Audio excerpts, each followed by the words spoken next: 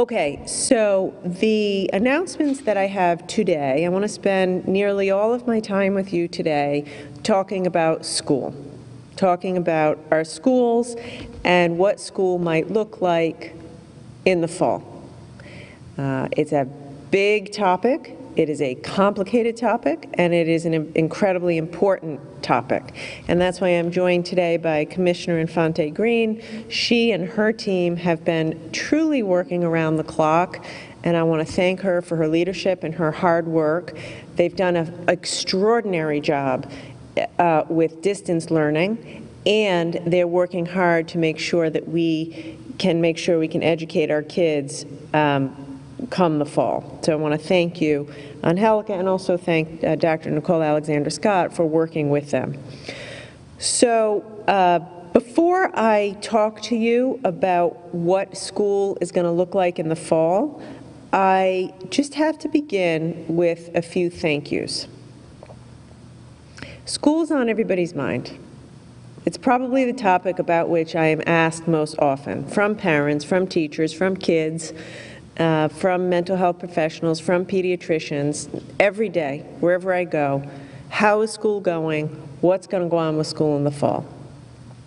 So first, let me remind you, we're almost done with school. We have a little more to go, and I'm asking all the kids and teachers to hang in there and finish strong, run through the tape. But I also want to remind you that Rhode Island has been a leader nationally in distance learning. We made a decision early on not to throw in the towel on the school year. And we transitioned within 1 week to distance learning. We did not miss a single day of school on account of this. We changed the timing of our spring break. We used 1 week to prepare and did not miss a single day on account of the coronavirus crisis. And by and large, it has been successful.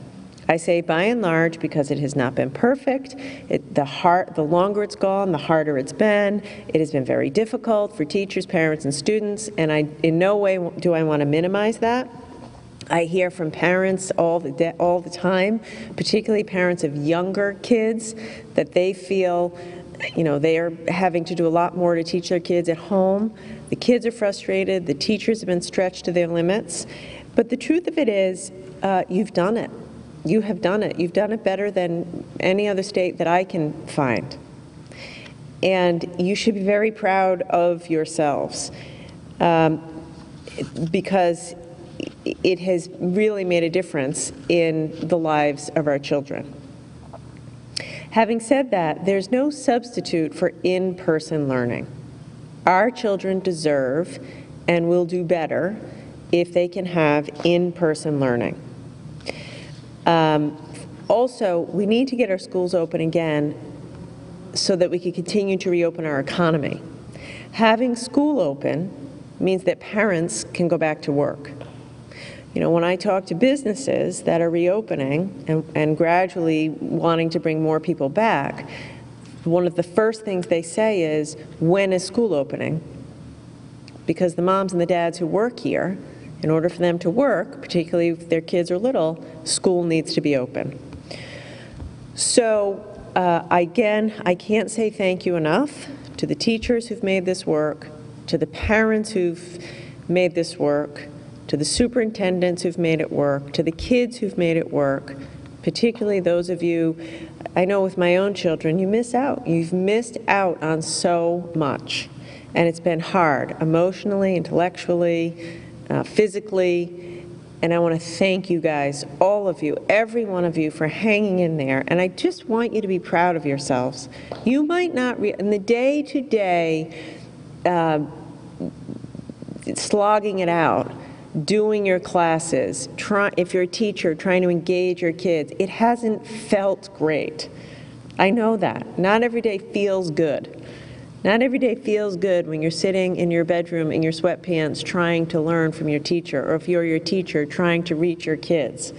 It probably hasn't felt great. But I want you to know this, you've done a great job. And I am so proud of you for all you've done, every single one of you. And you turned on a dime to get it done.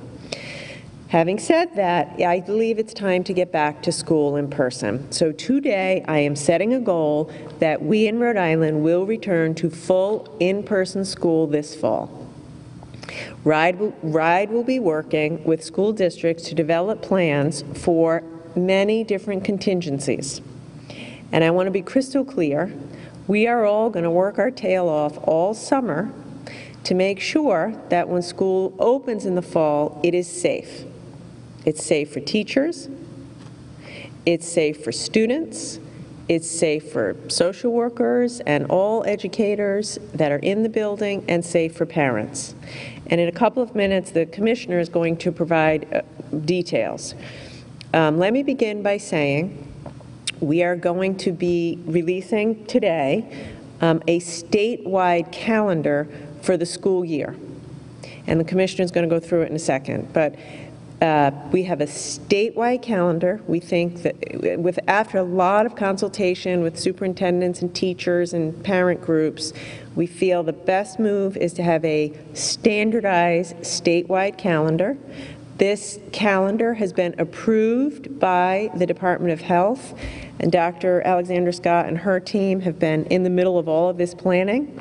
And I'd like to announce today that the first day of school will be August 31st. And you can go ahead, please, and put up the calendar slide. There's some information that'll be coming up on your screen right now, which will show you the first day of school, the last day of school, built-in professional days for teachers, as well as vacations. And I want to give Commissioner Infante Green great credit for this. We had success last year, to her credit, putting all of our schools on one calendar during the distance learning phase. We got a lot of feedback from everyone that this was a good approach, so that's why we've decided to keep the consistent statewide calendar for the next school year.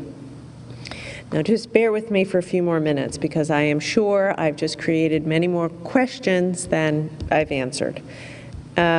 We expect all school districts to be working toward the in-person August 31st opening goal in the coming weeks and months. Now let me say a few things. First of all, it's not going to look the way it did before. So even though we're setting a goal of being in school in person on August 31st, it will look different. And we just have to realize that now. I don't know exactly how it will look, but I'm announcing this today so we can all start to think about what different might look like. It's going to look like a lot more cleaning in the schools. It's going to look like kids' desks further apart. It could look like staggered start times. It'll look like fewer kids on a bus and more buses and more transportation. It'll probably involve mask wearing of some kind, certainly for the adults in some way. It's also going to mean we all have to understand no one can go in the school building sick. Now, I'm a mother, and I think I can speak for all moms and dads and kids that we've all sent our kids to school at a point in time maybe when they had the sniffles. They didn't have a fever, they didn't feel great, we thought they were well enough to go to school. We can't do that anymore. And also, we have prized ourselves on a perfect attendance culture. That's going to have to change. There's going to be a lot of behaviors which are going to have to change. No one can be in school buildings sick in any way, a headache, the sniffles, certainly a fever. So that means we will continue to rely on distance learning throughout the rest of next year. This isn't the flick of a switch. This is not back to normal, you know, but this is having the kids in school, but using everything we've learned to keep ourselves safe, including incorporating distance learning for kids who are in quarantine, for teachers who are in quarantine, for kids who are sick, etc. I will say, you know, I get asked a lot, Governor, what's the new normal going to look like, not just with respect to schools, with respect to everything. I don't love that term, the new normal, because I think we can be better than the old normal. Let's set our sights higher than the new normal. Let's build a better Rhode Island at the other end of this crisis. Let's build a safer, healthier, more resilient Rhode Island, learning what we've learned. And the same is true for our schools. You teachers, you parents, you students, you guidance counselors, you superintendents, you did something in the past 3 months that you probably never knew you could do. You didn't know you had it in you to accomplish this. In the space of a week, you turned your schools into top-notch distance learning operations for 142,000 kids. And you've done a great job. And you've learned a lot doing it. So I want you to have confidence that you can do this too, that we can open school across Rhode Island on August 31st and provide our children a top-notch education and build on all of the learning that we've learned together around how to leverage distance learning and technology to make sure that school next year won't just be the new normal, it'll be even better than it was the year before. Let's rebuild an even better public education system together than it was when we went into this. Now, many of you, I'm sure, are saying, Governor, how can you announce now, in the beginning of June, that we can be ready by August 31st? How can you be so certain now about what's going to happen on August 31st? So let me say this. The truth of it is, I don't know exactly what August 31st will look like. We don't. This entire time, I have led based on science, data, and facts, and that won't change. But the CDC and our own Department of Health experts and all public health experts say that when you're in phase 3, it's safe to reopen school. And based on everything I know today, we will absolutely be in or past phase 3 by August 31st. Based on all the data that we now have and our projections, we believe it will be safe to reopen school by August 31st. And we also know it's going to take an incredible amount of planning in order to get us there safely. We also know that districts are going to have contingency plans. You need a plan for nearly all the students being in school, a plan for a hybrid, and a plan for, God forbid, if there's a resurgence and we have to go to distance learning. So in light of the fact that we have to have all these contingency plans in place, we need to get to work now. I am committed to this. We owe it to our children that there should be no disruption in their learning next year. These kids have gone through so much these past few months. We have to put our back into this and do everything we can. We've got to do everything we can to hit the goal. The vision and the goal is nearly every kid in person in school August 31st. But we also owe it to them to have the backup plans and contingency plans so there's no disruption in their learning. And most important, everybody in the school building is kept safe, including and especially teachers, many of whom are, older than the kids. And we know that this virus is not kind for folks who, are in their 50s and 60s. And I think, we have to be mindful of that. I also would like to say that no, there's no one-size-fits-all.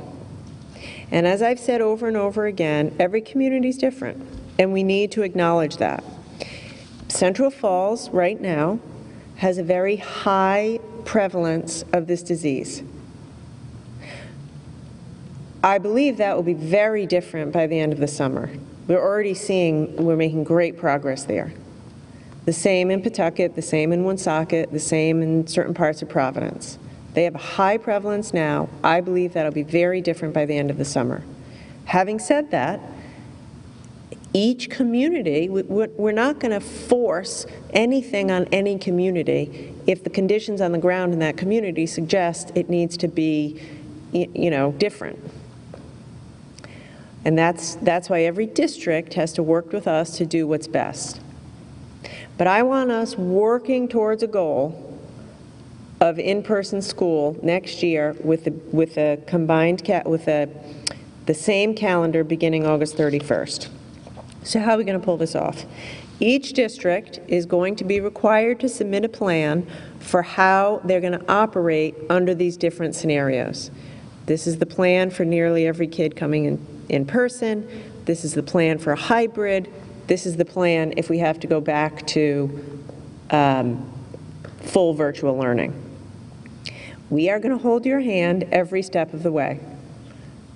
So if you're hearing this and you're a superintendent or you're a school committee, you're getting nervous, we got this. We'll do this with you. This is doable and we can figure it out. By next Friday, June 19th, we'll be putting out guidance to schools laying out the minimum health and safety requirements that must be met. That guidance will be posted on the RIDE website and on reopeningri.com. Your reopening plans will be submitted to the Department of Education for feedback. Your plans will have to be received by RIDE by July 17th. So by next Friday, June 19th, the guidance will be up. And then according to that guidance, you're going to have to put together your own plan for each district that meets the guidelines, and your deadline is July 17th. Throughout the summer, RIDE and the Department of Health will obviously provide support and share the most up-to-date information that we have to ensure that every district has the support you need. Now, I want to be clear. We do not have all the answers today, and life is going to change between today and the end of August. But if we've learned one thing in the past 3 months, we've learned how to be flexible. We've learned how to be innovative, and we've learned how to be flexible.